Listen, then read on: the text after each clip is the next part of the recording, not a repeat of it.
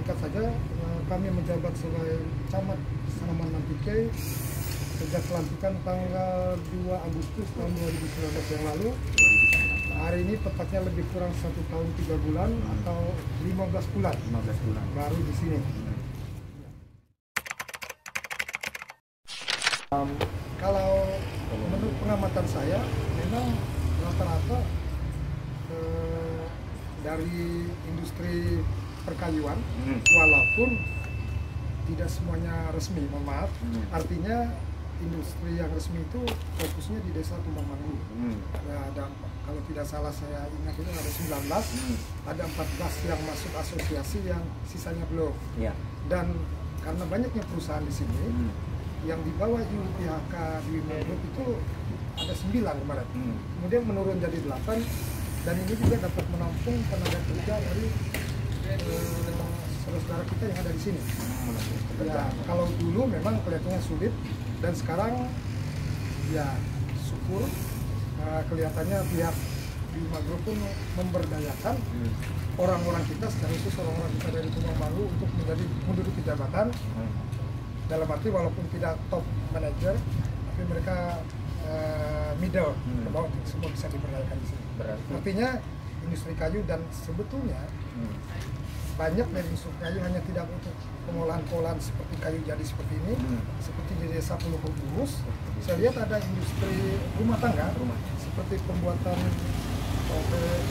saya lupa lisung dan sebagainya. Dan ini telah saudara saya Mas Bo, Pak Seksan, menjadikan industri teman-teman di Makul Habus sebagai apa, untuk dipasarkan di Palangkaraya, dan kelihatannya sangat laris. Artinya memang sebetulnya industri ini mempunyai potensi yang besar untuk bisa dijadikan sumber pasar. Hanya saja kelihatannya kita di sini belum semuanya bisa untuk itu. Nah, mudah-mudahan kedepannya harapan tidak hanya beberapa orang saja, tapi semua masyarakat yang ada di Sanaman Nantike itu bisa ikut ambil bagian, karena sumber daya kita di sini sangat melimpah.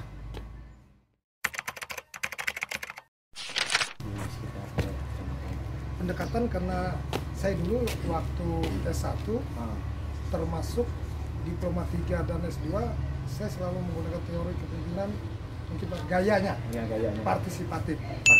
Ya, partisipatif ini sangat besar perannya, artinya kita jangan hanya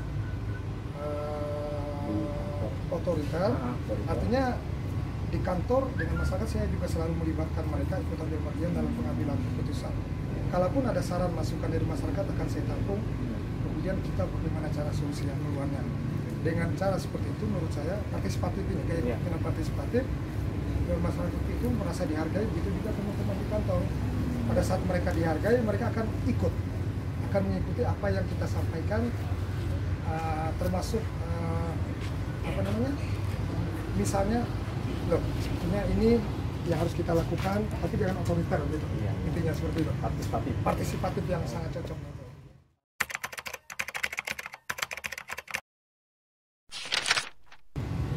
Secara jujur, ketarikannya ini dengan infrastruktur jalan, karena ada beberapa desa yang sangat sulit sekali, apalagi kalau hujan, dan kita hanya mengandalkan operasional punya kantor saja.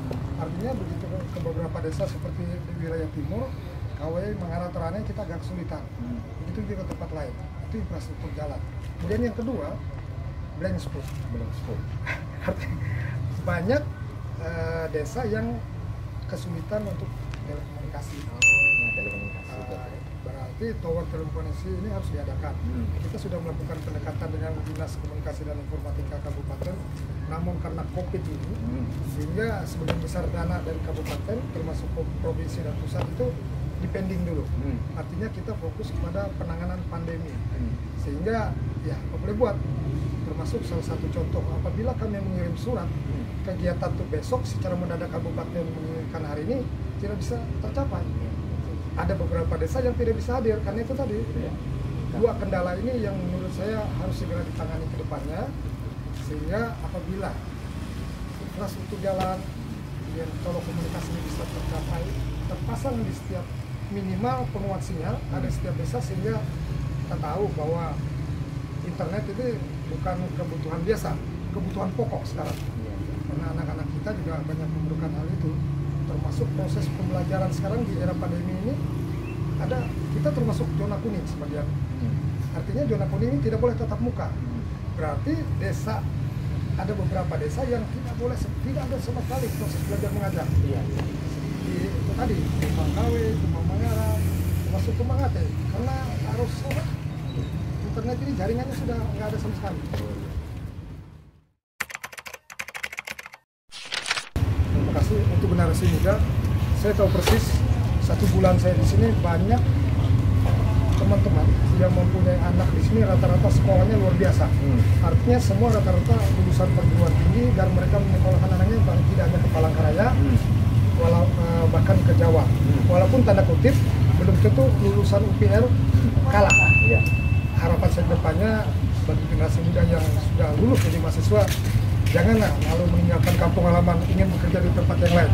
Kembalilah ke desa, membangun desa seperti Pak Mas sampaikan, hampir anda itabuli lewu, kamu nitah telah jadi tahu loh. Makanya beliau menyampaikan saya 19 tahun tidak di kampung halaman, kaget juga. Mudah-mudahan semua anak-anak kita yang ada di Kecamatan Senaman Mantike itu seperti itu sih. Ada satu tanda kutip budaya orang Katingan, bukan budaya Senaman Mantike. Sebetulnya bukan budaya, ini adat istiadat. Itu wajar, tetapi tolong dibatasi kita sekolah untuk ilmu setinggi mungkin, karena proses pembelajarannya tidak hanya berhenti saat kita lulus S1, tidak hanya berhenti untuk kita bekerja, teruslah belajar. Kita tidak boleh menganggap diri kita paling tahu, paling pintar, karena dulu ada salah satu dosen saya waktu S2, asli orang Dayak, profesor walaupun tidak S3, Dr. Anas MP Lambut, proses pembelajaran sepanjang hayat. Artinya orang yang menyatakan dirinya pintar, itu adalah sebenarnya orang yang sangat bodoh. Karena kita pintar memang betul di matematika, tapi belum tentu di ilmu lain kita tahu. Artinya kita harus selalu belajar dan belajar. Belajar yang mungkin sepanjang hayat. Ada lagi?